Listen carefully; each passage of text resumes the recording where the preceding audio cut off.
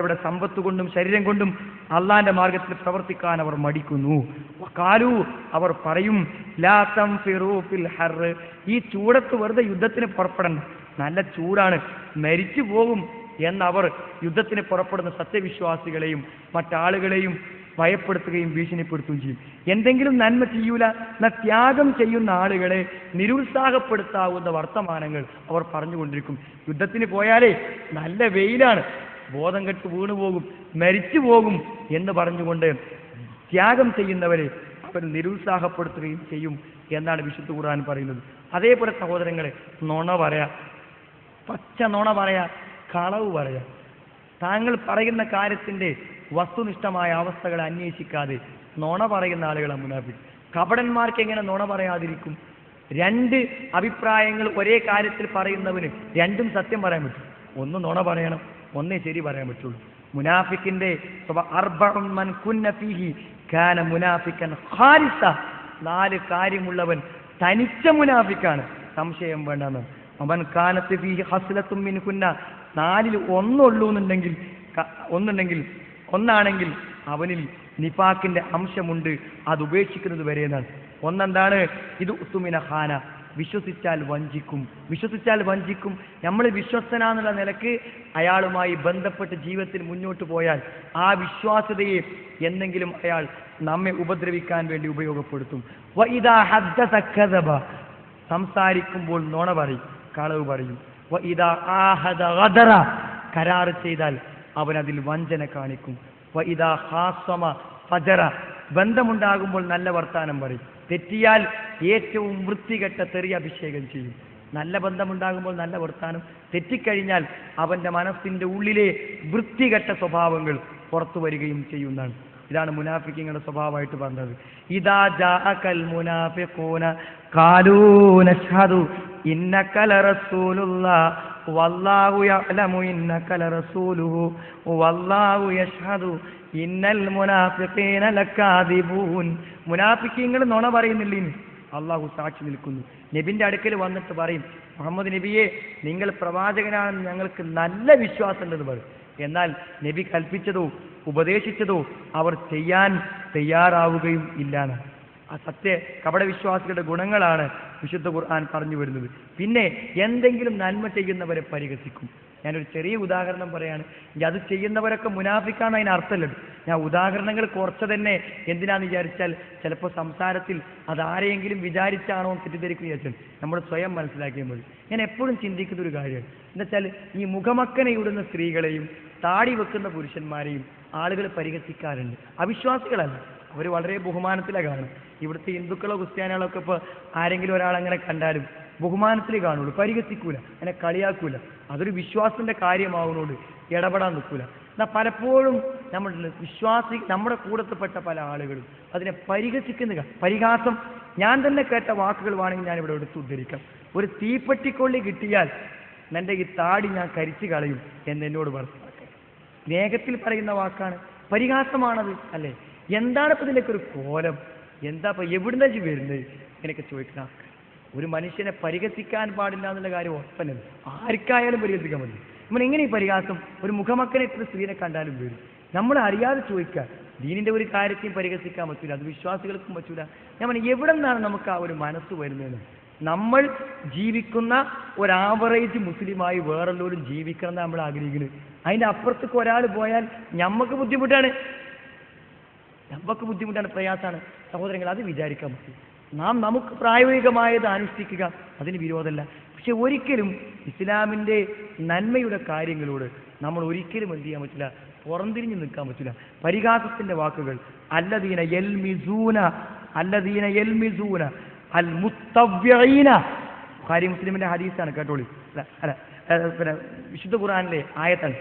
അല്ലദീന യൽമിസൂന അൽ മുത്തവ്വിഈന മിനൽ മുഅ്മിനീൻ, സത്യവിശ്വാസികളിൽ നിന്നും സ്വയം ചിലവഴിക്കുന്നവരെ അവരെന്ത് ചെയ്യുന്നവരോ പരിഹസിക്കുന്നു, സൂചനകളിലൂടെ പരിഹസിക്കും. അള്ളാഹുവിന്റെ മാർഗത്തിൽ പണം കൊടുക്കുന്ന ആളുകളായ സത്യവിശ്വാസികളെ അവർ കളിയാക്കും, അവർ പരിഹസിക്കും. സൂചനകളിലൂടെ, പ്രത്യക്ഷമായിട്ടല്ല, പരിഹസിച്ചുകൊണ്ട് ഹൃദയത്തിന് കുത്തുന്ന നൊമ്പരപ്പെടുത്തുന്ന വാക്കുകൾ അവർ പറയും. ഫിസ്സദഖാത്തി, ദാനധർമ്മങ്ങൾ ചെയ്യുന്ന സത്യവിശ്വാസികൾ. ദീനിന് നിർലോഭമായി ആൾക്കാർ പൈസ കൊടുക്കുന്നവർക്ക് സഹിക്കൂല. ദീനിനെ സത്യവിശ്വാസികൾക്ക് നിർലോഭമായി പണം കൊടുക്കുന്നവർക്ക് സഹിക്കൂല. ഇന്റെ വാചകല്ല, അള്ളാന്റെ വാചകം. അല്ലദീന യൽമിസൂനൽ മുത്തവ്വിഈന മിനൽ മുഅ്മിനീൻ, സത്യവിശ്വാസികളിൽ നിന്നും സ്വമേധയാ ചിലവഴിക്കുന്നവരെ അവർ പരിഹസിച്ചുകൊണ്ടിരിക്കും. ഫി സദഖാത്തി, ധർമ്മം ചെയ്യുന്ന കാര്യത്തിൽ. വല്ലദീന ലാ യജിദൂന ഇല്ലാ ജുഹ്ദഹും, നല്ലോണം കഷ്ടപ്പെട്ട് അധ്വാനിച്ച് മാത്രം ചെലവഴിക്കാൻ പറ്റുന്ന ആളുകൾ, അങ്ങനത്തെ ആളുകൾ. ഏത് എടങ്ങേറായി ഉണ്ടാക്കിയ പൈസയിന്ന് എടങ്ങേറായി കൊടുക്കുന്നവരെയും സ്വമേധയാ ചെലവഴിക്കുന്നവരെയും ഫയസ്ഹറൂൻ, അവർ പരിഹസിച്ചു കൊണ്ടിരിക്കും. മിൻഹും സഖിറല്ലാഹു മിൻഹും ഫലഹും അദാബുൻ അലീം, അവരെ അള്ളാഹുവും പരിഹസിക്കും. ഈ പരിഹസിക്കുന്നവരെ അവർക്ക് വേദനാജനകമായ ശിക്ഷയുണ്ടാകും. തൗബയിലെ 24-ാമത്തെ ആയത്ത്. സഹോദരങ്ങൾ നോക്കൂ നിങ്ങൾ, ഈ പരിഹാസങ്ങളും ഈ ദുഷിച്ച മനസ്സും ഈ വൃത്തികെട്ട സ്വഭാവവും എന്തുകൊണ്ട് ഹൃദയങ്ങളിൽ നിന്ന് പൂർണ്ണമായി നീക്കം ചെയ്തുകൂടാ എന്ന് ഇതിൻ്റെ എന്തെങ്കിലും അടയാളം മനസ്സിലുണ്ടെന്ന് തോന്നുന്നവർ പരിശോധിക്കേണ്ടതുണ്ടെന്നാണ്. മറ്റൊരു സ്വഭാവം താരങ്ങൾ, ഇസ്ലാമികമായി അവർ ചെയ്യുന്ന കാര്യം തന്നെ എടങ്ങേറോടെ അവർ ചെയ്യുള്ളൂ. നിസ്കരിക്കും, പക്ഷെ ജീവിതത്തിൽ അവർ ചെയ്യുന്ന പ്രവർത്തനങ്ങളിൽ അവർക്ക് ഏറ്റവും ഇടങ്ങേറുള്ള പണി നിസ്കാരം. ഒരു 5 കിലോ അരി എടുത്തുങ്ങാണ്ട് തൊട്ടടുത്തൊരു മില്ലിൽ കൊണ്ടുപോയി പൊടിച്ചു കൊണ്ടുവരുന്ന ഒരു ചെറിയ കുട്ടിയുടെ പണിയില്ലല്ലോ. തൊട്ട് വീട്ടിലുള്ള ബാത്റൂമിൽ നിന്ന് ഒന്നെടുത്തുങ്ങാണ്ട് ഒരു മുസല്ലെട്ടുങ്ങാണ്ട് 2 മിനിറ്റ് കൊണ്ട് ചെയ്യുന്ന നിസ്കാരത്തിന് എന്താ അധ്വാനമുള്ളത്? പക്ഷെ അയാൾക്ക് അതണ്ട് ആലോചിക്കുമ്പോണ്ടല്ലോ 1000 കിലോ തലയ്ക്ക് പിടിച്ചു കൊടുത്ത മാതിരി തോന്നുന്നുണ്ട്. ഈ റമദാൻ ഇങ്ങനെ വരുമ്പോൾ നോമ്പുണ്ടാവും, 30 നോമ്പുണ്ടാവും. എടങ്ങേറ്, ഇനിയിപ്പോൾ അത്താഴം, പിന്നെ ഒരു ഇടങ്ങേറ്. ഈ എടങ്ങേറ് ഓരോ മനസ്സിലുണ്ടാവുന്നത്. ഇത് ഖുർആൻ പറയണതാണ്. വസ്തഈനൂ ബിസ്സബ്രി വസ്സലാത്ത് ഇന്നഹാ ലകബീറത്തുൻ ഇല്ലാ അലൽ ഖാശിഈൻ. വസ്തഈനൂ ബിസ്സബ്രി വസ്സലാത്ത്, നമസ്കാരം കൊണ്ടും ക്ഷമ കൊണ്ടും നിങ്ങൾ അല്ലാഹുവോട് സഹായം തേടുക. ഇന്നാ ലകബീറത്തുൻ ഇല്ലാ അലൽ ഖാശിഈൻ, ഭക്തിയില്ലാത്തവർക്ക് ഏറ്റവും ഭാരിച്ച പണിയാണെന്ന് റസൂലുള്ളാഹി വീണ്ടും പറയുന്നു. മുനാഫിക്കീങ്ങൾക്ക് ഏറ്റവും ഭാരമുള്ള 2 ജമാഅത്ത് നിസ്കാരം, ഒന്ന് സുബഹി, ഒന്ന് ഇശയാണെന്ന്. കുറച്ച് പണിയുണ്ട്, സുബഹിക്കും ഇശാക്കും പള്ളിയിൽ പോലെ കുറച്ച് പണിയുണ്ട്. പോകും ഇടങ്ങേറ്, ചിലപ്പോൾ പോകില്ല. അപ്പോൾ ഇടങ്ങേറായി ചെയ്യുക ദീനിൻ്റെ കാര്യങ്ങളെ ഒരു ഭാരമായി ഏറ്റെടുക്കുന്നവർ മുനാഫിക്കീങ്ങളാണ്, ഹൃദയത്തിൽ വിശ്വാസമില്ലാത്ത ആളുകളാണ്. അല്ലാത്തവർക്ക് യാതൊരു വിഷമവും ആ കാര്യത്തിൽ ഉണ്ടാവില്ല. എന്ത് ചെയ്യുകയാണെങ്കിലും അത് ഇഷ്ടത്തോടുകൂടെയും സന്തോഷത്തോടുകൂടെയും. ചില ആൾക്കാരൊക്കെ നമുക്ക് അനുഭവമുള്ളത് തന്നെയാണ്. എന്തെങ്കിലും ഇപ്പോൾ ചെയ്യാവുന്ന നന്മയിൽ വെച്ച് ഏറ്റവും വലിയ നന്മയാണ് ധർമ്മം, ദാനധർമ്മം. ഏറ്റവും പുണ്യമുള്ള കാര്യം. അതിൻ്റെ പുണ്യം പറയുമ്പോൾ ആൾക്കാർ വിചാരിക്കും ഇത് സദക്ക കിട്ടാൻ വേണ്ടി പറയാനാണ്. സദക്ക കിട്ടാൻ വേണ്ടി പറയല്ല, നിങ്ങൾ കൊടുക്കണ സദക്കക്ക് കൂലിണ്ട് എന്ന് മനസ്സിലാക്കാൻ വേണ്ടി പറയാം. കൊടുക്കുന്നുണ്ടല്ലോ, എല്ലാം തരുന്നത് ദീനിൻ്റെ ഈ കാര്യത്തിന് വേണ്ടി വേറെ രീതിയിൽ കൊടുക്കൂലേ? അയലോക്കക്കാരൻ പട്ടിണി അടക്കുമ്പോഴും വീടക്കാനൊക്കെ കൊടുക്കൂലേ? അതിന് കൂലുണ്ട് എന്ന് പറയാനാ.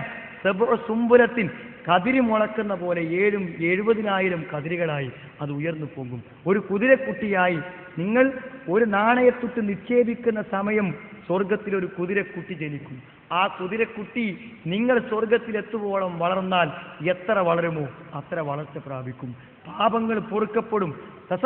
സ്ത്രീകളെ, നിങ്ങളെയാണ് ഞാൻ നരകത്തിൽ അധികവും കണ്ടത്. അതുകൊണ്ട് നിങ്ങൾ സ്വതക്ക കൊടുക്കൂ, നിങ്ങളുടെ പാപങ്ങൾ പരിഹരിക്കപ്പെടുന്നത്. പുണ്യത്തിൻ്റെ വ്യത്യസ്തമായ മുഖങ്ങളുള്ള ഒരു പുണ്യകർമ്മമാണ് സ്വതക്ക കൊടുക്കുക എന്നുള്ളത്. പക്ഷേ പലപ്പോഴും ഈ സ്വതക്കക്ക് വേണ്ടി സമീപിക്കുമ്പോൾ നമുക്ക് അനുഭവപ്പെടുന്ന കാര്യം സഹോദരങ്ങൾ ഓർമ്മപ്പെടുത്താൻ, എന്താണ് യഥാർത്ഥത്തിൽ ഞാൻ ഓർമ്മപ്പെടുത്താൻ സന്ദർഭോചിതമായി പറയാണ്. ദീനിൻ്റെ കാര്യങ്ങൾ ഏറ്റവും സുഗമമായി നമുക്ക് ഒരു ബുദ്ധിമുട്ടുമില്ലാതെ നടത്തിക്കൊണ്ടാകാൻ പറ്റുന്ന കേരളത്തിലെ ഏറ്റവും നല്ല പ്രദേശം പെരിന്തൽമണ്ണയാണെന്ന് വിശ്വസിക്കുന്ന ആളാണ് ഞാൻ. കേരളത്തിൻ്റെ വിവിധ ഭാഗങ്ങളിൽ ഈ പ്രവർത്തനവുമായി ബന്ധപ്പെടുന്ന ഒരു വ്യക്തിയിലേക്ക് ഇസ്ലാമിക പ്രവർത്തനങ്ങൾക്ക് സാമ്പത്തികമായ കാര്യങ്ങൾ ഏറ്റവും നന്നായി ബുദ്ധിമുട്ടില്ലാതെ ലഭിക്കുന്ന ഒരു സ്ഥലമാണ് ഇവിടെ. ഏകദേശം 1 കോടിയിലേറെ രൂപ ഒരു പക്ഷേ ഇവിടുത്തെ പ്രബോധന പ്രവർത്തനങ്ങൾക്ക് വേണ്ടി ഈ കുറഞ്ഞ സമയത്ത് ചെലവാക്കിയിട്ടുണ്ടാവും. ഈ ഒരു ഹാളിൽ ഇന്ന് നടക്കുന്ന പരിപാടിക്ക് 7,000 രൂപ ഈ ഒരൊറ്റ പരിപാടിക്ക് ചെലവുണ്ട്. ഇത് സീഡികളും കാസറ്റുകളുമായിട്ട് ഇറങ്ങും. ഇവിടെ ദാവത്തിനായിട്ട് ഒരു സ്ഥാപനം, ഇവിടെ നിച്ച് ഓഫ് ട്രൂത്ത് നടക്കുന്ന സ്ഥാപനം ഇവിടെ ഉണ്ട്. ഇവിടെ പള്ളിയും അനുവദിച്ച പ്രവർത്തനങ്ങളും അതേപോലെ തന്നെ ധാരാളം കാര്യങ്ങളുണ്ട്. ഇതിനൊക്കെ എത്രയോ പോകും. അങ്ങാടിപ്പുറത്ത് നമ്മളൊരു പള്ളിക്ക് ഒരു സ്ഥലം വാങ്ങി 22 ലക്ഷം രൂപയാണ്. വെറും 8 ലക്ഷത്തോളം രൂപ മാത്രമേ ഗൾഫിൽ നിന്ന് കിട്ടൂ. ബാക്കിയൊക്കെ ഈ പെരിന്തൽമണ്ണക്കാരൻ്റെ പരിസരക്കാരൊന്നും നമ്മൾ കളക്ട് ചെയ്താൽ. ഒരു പക്ഷേ ഇത്രയും നിർലോഭമായി തരുന്ന ഒരവസ്ഥ. അതുകൊണ്ട് ഞാനീ പറയുന്ന ഉദാഹരണം ഇവിടുത്തെ ആളുകളെ ഉദ്ദേശിച്ചാണെന്ന് വിചാരിക്കാതിരിക്കാനാണ് ഞാനീ പറഞ്ഞത്. പലപ്പോഴും ചെല്ലുമ്പോൾ ആളുകൾ പറയും, മൗലവിമാർക്ക് ഇപ്പോൾ ഇതല്ലാതെ എന്താ ജോലിയും, മുഖത്ത് നോക്കി ചോദിക്കുന്നതാണ് നമ്മളോട്. ചിലപ്പോൾ നമ്മൾ ചെന്ന് പിരിവിന് പോലും ആവില്ല, വേറെന്തെങ്കിലും കാര്യം പറയാൻ വേണ്ടിയിരിക്കാൻ അത്ര പുച്ഛത്തോടുകൂടെ. ചിലപ്പോൾ ബെല്ലടിച്ചു കഴിഞ്ഞാൽ എപ്പോഴും വളരെ സ്നേഹത്തോടുകൂടെ കാണുന്ന ആളുകൾ എന്താണ് ആ സമയത്ത് നിന്ന് കയറിയിരിക്കാൻ പോലും പറയാൻ വിചാരിക്കും. സഹോദരങ്ങൾ, അങ്ങനെ കൊടുത്തിട്ട് യാതൊരു കാര്യമില്ല. അതിലേറെ നല്ലത് എന്താണെങ്കിൽ റൈറ്റ് ഇരിക്കുക, എന്തെങ്കിലുമൊക്കെ സാധാരണ ഏറ്റവും പെട്ടെന്ന് ആളെ പിരിച്ചയക്കാൻ പറ്റിയ ഒരു എന്തെങ്കിലും ശീതള പാനീയങ്ങൾ വീട്ടിലുണ്ടാവുമല്ലോ, അത് കൊടുത്തിട്ട് നല്ല വാക്ക് പറയാം. എന്തിനാ വന്നതെന്ന് വളരെ ശ്രദ്ധാപൂർവം അയാൾക്ക് പറയാനുള്ളതൊക്കെ സ്നേഹത്തോടെ കേട്ട് അതിന് ശേഷം പറയാം. കുറച്ച് സാമ്പത്തിക ബുദ്ധിമുട്ടുള്ള സമയമാണ് ഇപ്പോൾ, തരാൻ ബുദ്ധിമുട്ടാണെന്ന് പറഞ്ഞാൽ ഒരു വിഷമം വന്നവരുണ്ടാവില്ല. ഞാൻ ഉറപ്പിച്ച് പറയാം, ഞാൻ പോണ ആളാണ്, ഒരു വിഷമം ഉണ്ടാവില്ല. സന്തോഷത്തോടെ സലാം പറഞ്ഞ് അവിടെ തിരിച്ചിറങ്ങിപ്പോഴും. എന്തിനാണ് സഹോദരങ്ങളെ ബുദ്ധിമുട്ടിക്കുന്നത്? നമുക്ക് കൂലി കിട്ടാൻ. സ്വമേധയാ അള്ളാഹുവിൻ്റെ പ്രതിഫലം ആഗ്രഹിച്ചു കൊണ്ട് കൊടുത്താൽ അതവിടെ വളരും, അത് പുഷ്ടിപ്പെടും. നമ്മുടെ സ്വത്ത് വെറുതെ കപടവിശ്വാസികൾക്ക് അവിടെ സ്വത്തും ജീവിതവും ആരോഗ്യവും സമയവും വെറുതെ നഷ്ടപ്പെട്ടു പോകുന്നത്. അപ്പോൾ ഈ കാര്യങ്ങൾ നമ്മൾ ഗൗരവത്തോടെ നമ്മൾ എന്ത് ചെയ്യണം, ശ്രദ്ധിക്കണം. അതേപോലെ തന്നെ കപടവിശ്വാസിയുടെ സ്വഭാവമായി ഹദീസിൽ വന്ന ഒരു കാര്യമാണ്, അവർക്കെന്താ തെറ്റും ശരിയൊന്നുമില്ല, തെറ്റും ശരിയൊന്നുമില്ല ജീവിതത്തിൽ.